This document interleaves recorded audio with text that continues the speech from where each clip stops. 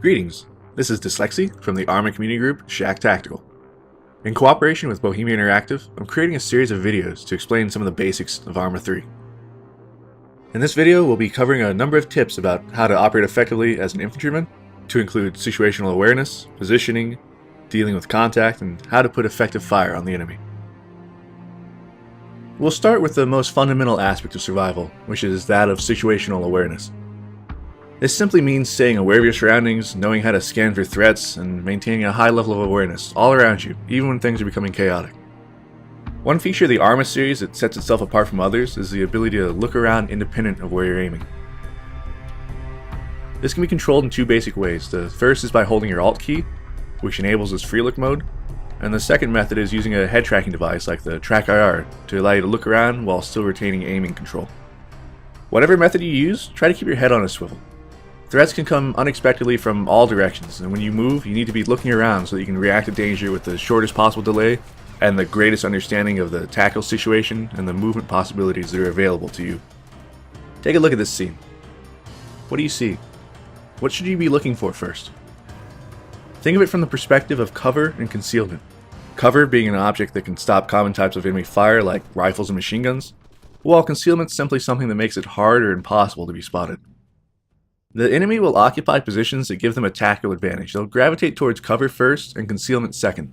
Scan these sorts of features first: stone walls, buildings, tree trunks, and so forth. Look for signs of movement, however small. Sometimes the enemy will be easy to spot, particularly if they're caught unaware, such as when crossing open terrain or skylining on a hill. Other times, they'll be prepared for you, stationary, and good cover and concealment. You'll really have to work to spot them. Now, as to moving in this kind of hostile environment, first of all, plan your routes carefully. Avoid moving for prolonged periods in open terrain, and always be looking around so you know where you can take cover if you suddenly take contact. If you do need to move across open terrain, do so with an element of friendly forces covering you as you move. You move up, find a good position, and then you cover for them as they move up. Repeat this as needed to cross large patches of open terrain. This is known as bounding overwatch. Think of it like walking carefully on a slippery surface where you always want to keep one foot on the ground to preserve your balance. In this case, that's one element of soldiers covering while the other element or elements move. It helps to prevent you from figuratively busting your face from haste. Remember that movement draws the eye and attracts attention. Moving slowly or taking a lower posture can help to make you harder to spot. Be aware of the environment you're moving in to ensure you don't accidentally skyline yourself or place yourself into a highly contrasting situation. When there's no cover or concealment to be found, get low. At the very least, you'll be a harder target to hit.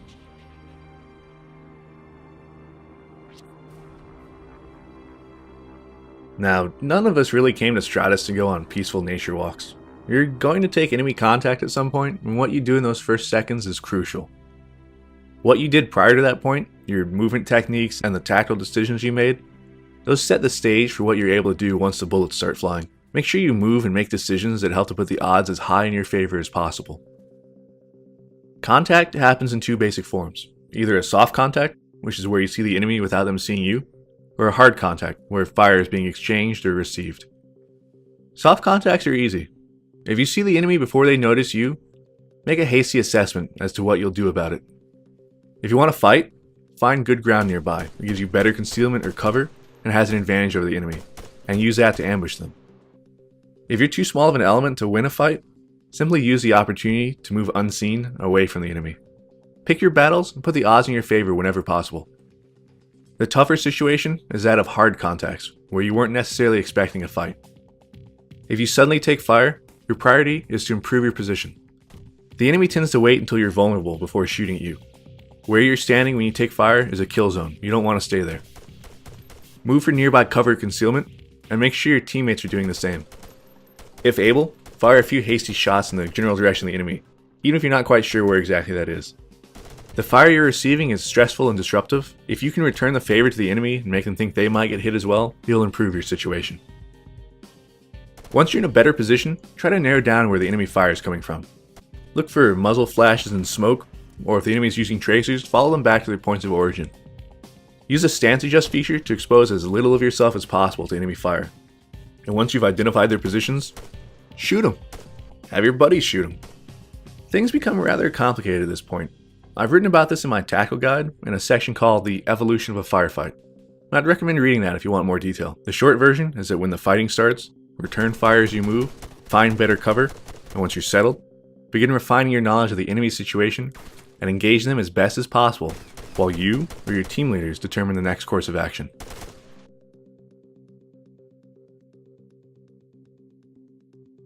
Now, as to shooting, there are several factors to accuracy. The primary ones are stance, movement, fatigue, and wounds. If you're tired or hurt, your weapon sights will not be as stable. If you're standing, you'll have a higher amount of sight sway than if you were crouched or prone. It's the same with movement. You'll have a harder time being accurate if you're moving while shooting.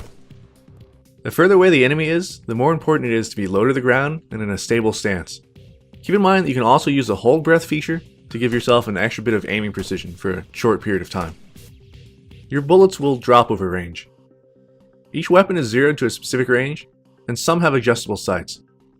You can see the zeroed range in the upper right of the HUD.